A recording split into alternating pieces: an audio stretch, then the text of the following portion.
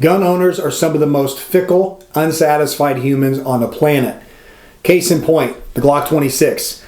A small subcompact designed specifically for carry. Yet what do we try to do?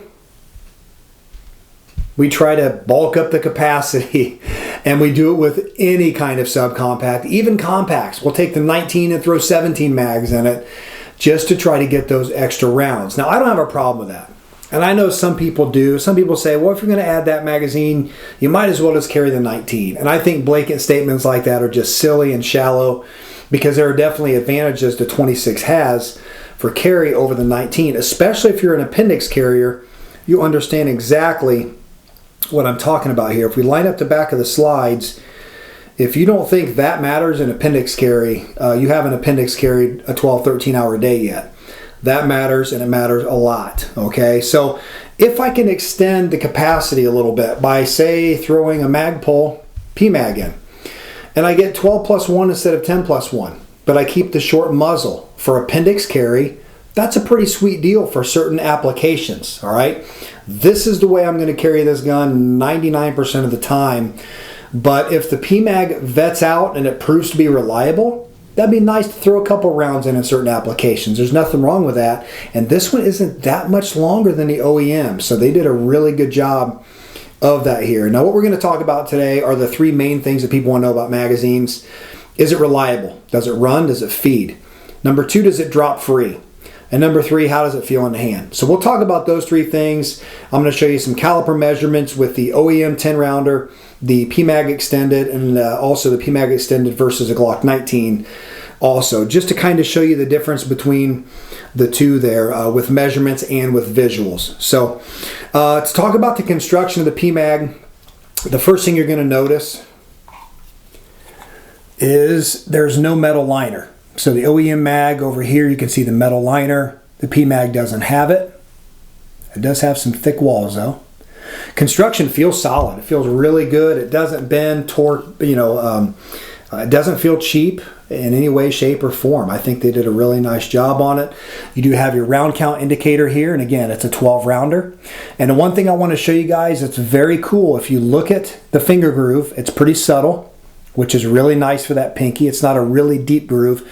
I tried one of the plus zeros from Pierce, which is kind of like, just had almost like a hook. I didn't like it. It did not feel good. And I was just playing around with that. You know, it didn't add any rounds, but I wanted to feel what an extended mag would feel like in the 26. I thought it felt horrible. This, however, feels good, and I'll show you how it fits in just a little bit. Okay, so one thing people say they don't get out of this is the pinch, and the reason is, if you notice, the molding from the magazine to the extension is all one piece. The base plate is separate, and I think that's a very cool thing. So you don't have a big, extra chunk down here that can move around and pinch fingers. So that's very cool. If you look on the bottom, you're going to see the matrix where you can paint a number or your initials or whatever you want for mag identification. And what MagPul really got right, if you guys are familiar with Glock OEM mags, pushing down on the spring and then pushing in on the side to release the tabs, it can be a little cumbersome. If you've done it enough, you know the tricks, and I have no problem with it now. But I will tell you this, the MagPul is a ton easier. You can take a round, a bullet, push it in and push that right off, which is excellent for changing out the spring, changing out the follower, or just deep cleaning your magazines.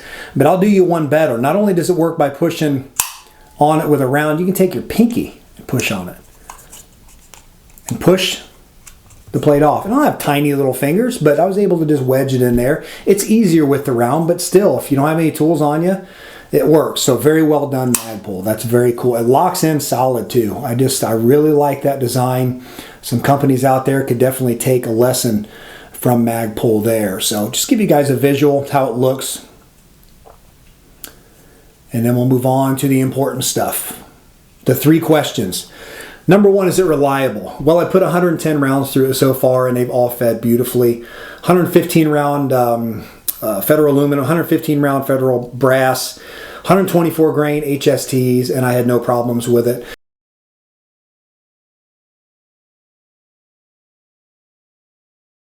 Let's see how it drops. That's the number two. All right, reliability obviously matters.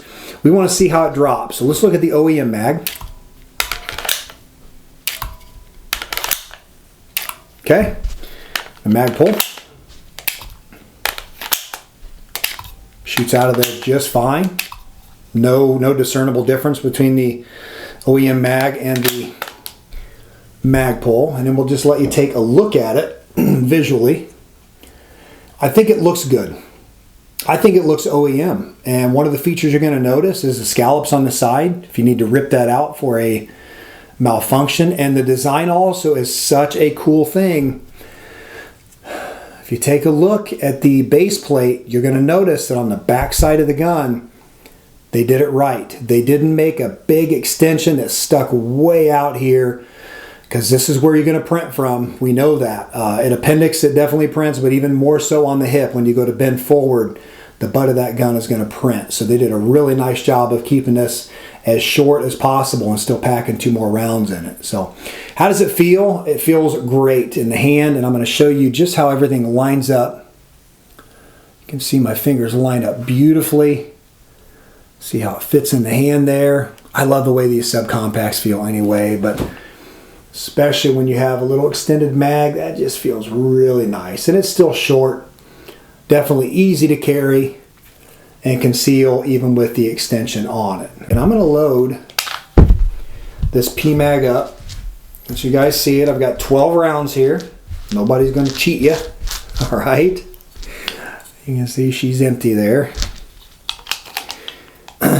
I'm going to show you some footage too at the end here of loading this the first time at the range. And then, like I said, shooting as well. So I think it's a cool way to add a couple of rounds, but really not much size. So I'm hoping this thing, you know, proves to be reliable. Of course, that matters. I mean, that's really the only thing that matters, right? When you're talking for concealed carry. Sorry, guys. That's 12. You were probably counting and I wasn't. I actually had these. These are from my 19 from unloading the mag. So there you go. You can see the round in there.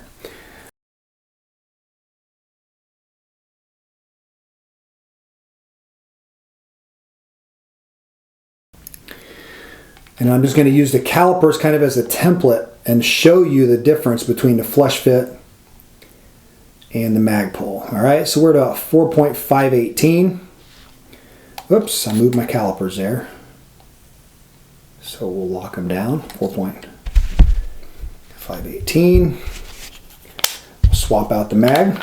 I'm going to show you the difference. And there you go. So the space right there is the difference in the MagPul and the OEM. But remember, the taper, I'm going to try to pop this out so you guys can see. Keep a visual of this, all right? And I want to show you, they put the bulk up here and then they taper it back. So there's your visual. So there you go. So you really don't lose much on this back side. You really don't. What a great job they did on this design. Give you one more look. There you go. Very nice. Very cool. All right. So the difference, 0.518 to the longest point is 4.030. Yeah, so close to a ½ inch difference. Close to a ½ inch difference, which would be, if you compare it to a 9mm round, just a little wider than that. So not bad at all. All right, now what we're going to do is we're going to compare the 26 with the PMAG to the 19. And what I'm going to do first is I'm going to overlay it and give you guys a visual, and then we'll take some measurements. And then I'm going to finish up by loading the PMAG. There's a concern that getting the rounds in are difficult, and I'm going to show you some footage of the first time I loaded it. And I'm going to load it right here at this table for you too, and then we'll close out with some shooting footage. Some of the first 110 I put through it. So, all right, if we line the trigger guard, slides up there. There you go. So toward the front, toward the grip side, not a ton of difference in a 19, but look at back here. Look at the difference back here. So for concealability, there's absolutely a distinct difference. And then again, like we talked about earlier, for appendix carry, no doubt there's a difference. So it's easy to say you might as well just carry that, but I think it's silly, like I said. And I don't want to point these at myself. So I'm going to line them up this way too for you guys and hopefully get one more view from the front. So there's your difference. All right. Now let's do a quick measurement and then we'll load it up and you guys can check out some range footage. So we know we were at 4.518, okay? And we take the 19, so 4.518, and we are at 4.885. So we're about 3/8 of an inch difference, which actually would be about a 9mm width. So yeah, we're about a 9mm width. The difference between the OEM Glock mag and the PMAG is about a 1/2 inch. The difference between the PMAG and the 19 is about 3/8 of an inch to the front.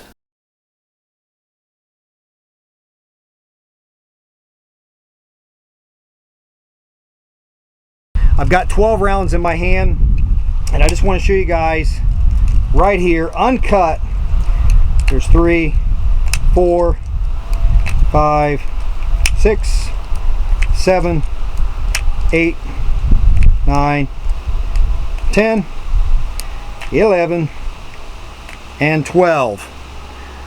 And there's the marker right there. You can see the casing. I'll pop that out just so you can see without it. There you go, it gets dark. Put it back in.